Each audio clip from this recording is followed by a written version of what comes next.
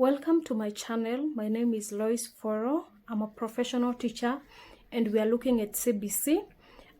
You should check the previous videos to understand what we are really talking about. Basically, we said that CBC is the curriculum that is being used in Kenya right now, and it stands for competency-based curriculum. We looked at the differences between 844 and CBC. You can go back to those videos and check. Today, we are going to look at the rationale for curriculum reforms.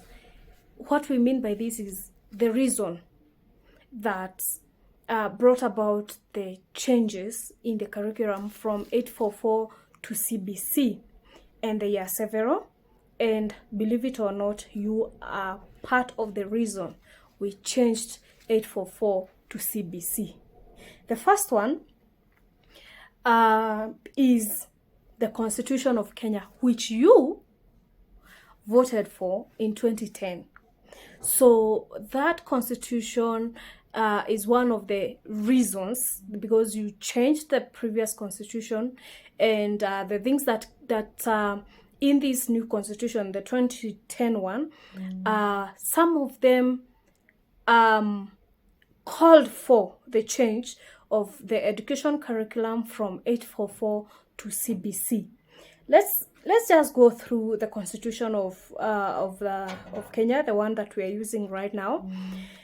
And again, I have said the one that you voted for. You remember when we had orange and banana? Okay, if you're not Kenyan, that was another whole story. I'll talk about it later. So in Article 53, 1B of the Kenyan Constitution, it states that every child has a right to free and basic education.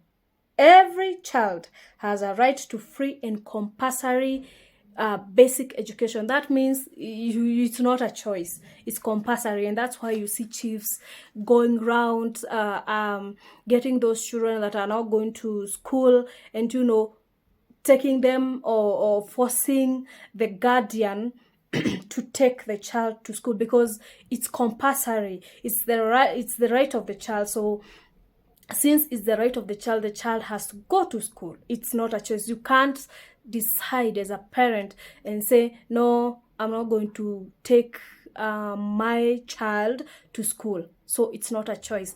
I remember before this, some parents would just, refuse to take children to school and nobody would come for you. But now it's compulsory. If you don't take your child to school, you can actually be jailed.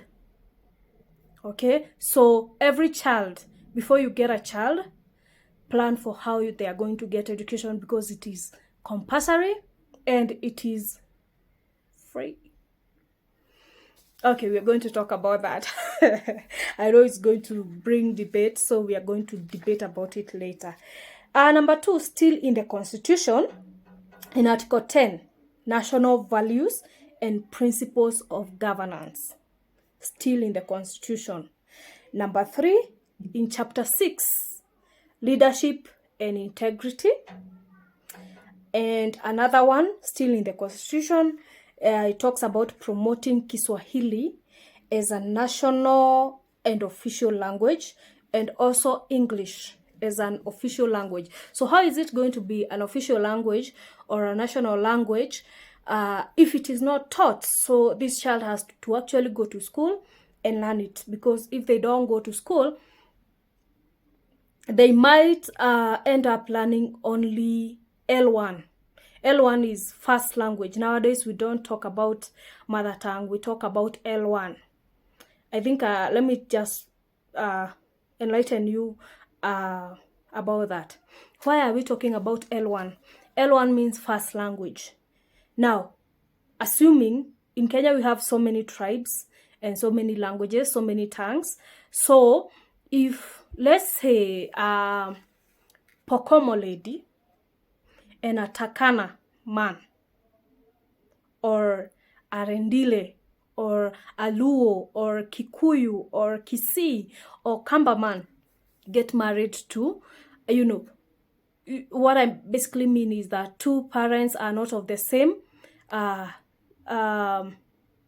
ethnicity, so they speak different tongues, and then they come together. Maybe they are living in Nairobi or in Kisumu or in Mombasa or in any metropolitan, Eldoret and all those other places, and they can't speak. Even between the two of them, they are not able to communicate in any other language. So the child they are going to get is not going to learn the mother tongue or the father tongue. So I hope now you see why we can't say mother tongue. Mother tongue is wrong. So we say first language. Okay? So we are saying if children don't go to school, they are going to learn first language, which may not be Kiswahili or English. Nowadays, they can learn even Sheng as their first language, and we know that it's not an official language. We know that it's not a national language. So because of that, and because of making Kiswahili as a national language and an official language, and English an official language, therefore a child is required to go to school so that they can acquire knowledge in those two languages, which are compulsory in school: Kiswahili, English, and math. You know, for you to be actually a good citizen, you have to learn the three of them. If you learn English and Kiswahili and math, you're good to go as a citizen. You know, you're able to maneuver through life. So let's not go into depth about that. We are still talking about the Constitution. We are still talking about why we changed 844 to CBC. So another one is encouraging teaching and learning of Kenya Sign Language and Braille. You know, we have, because of the inclusion of the PWDs, people living with disabilities, and so we have our curriculum. Initially 844 didn't have a chance for that.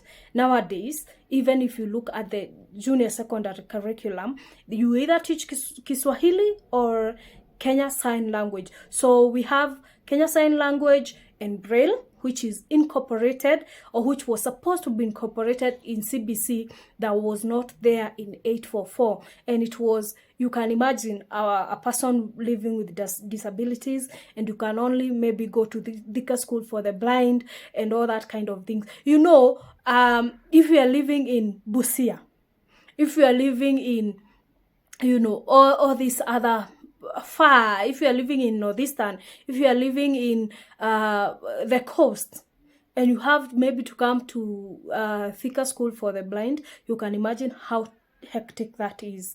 I'm not saying there are no other schools, but you can imagine it's a hassle. So in CBC, what the government wants, is to incorporate Braille and Kenya Sign Language, so that a child can just go from home, go to school, learn, and go back to home in their village, in their nearest school. So that is another reason that we had to change from 844 to CBC. Another one that is still in the Constitution is developing and promoting the use of indigenous language. And that, again, yeah, I've seen it in primary school curriculum and junior secondary curriculum. It's very unfortunate that those lessons for indigenous language, like in primary school, because they're not examined in KPSEA, and they're not examined. I don't know about JSS. I don't know whether I don't think they are examined. But let me talk about, and because of that, you know, if I'm a teacher and I'm in that class, I teach mathematics, and I've been given mathematics 5 lessons and another one for indigenous language. I promise you, there's no indigenous language that is going to happen. I am going to teach maths. It's very unfortunate because, again, I am this teacher who is, for example, a Kamba. I am teaching in Luya land. I don't know their L1. I don't know their first language. So, what am I going to teach? Am I going to teach my Kamba or my Lu or the Luya that they are speaking? So it becomes a little hectic, and that is why when the government was employing teachers for junior secondary, they actually employed people in their own locality. So if you are Kamba, you are employed in your locality so that you can teach indigenous language, which is Kamba, in class, because the kids, most of them are Kamba. If you are Kikuyu, you are employed in Kikuyu land in Mount Kenya region. If you are Luo, you are employed in Western. If you are, all that. And that way, if we teach indigenous language, you can imagine the shift that is going to happen, because if we don't teach it again, in the next 20 years, we are going to have a whole generation of students, of citizens that do not understand their indigenous languages.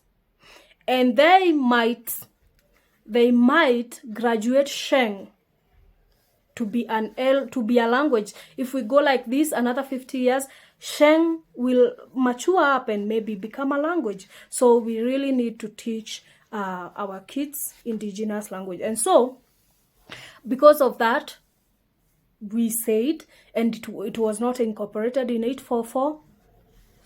That is another reason that it was in the Constitution, and therefore it called for a curriculum change. Another one is emphasis on communication formats and technologies accessible to persons with disabilities. Accessible to persons with disabilities. All those reasons, all those parts are in the Constitution that we passed as Kenyans in 2010. And because we cannot pass a constitution and just, sit on like that, we have to act on those things that we voted for. And because it stated all those things in education, therefore we had to stand up and actually change the curriculum for the new demands that we are getting, even as a people, as Kenyans, and for our learners in school. Thank you very much for joining me. Let's go to join me in the next sorry for that. Join me in the next video as we look at the second reason. We are still in rationale.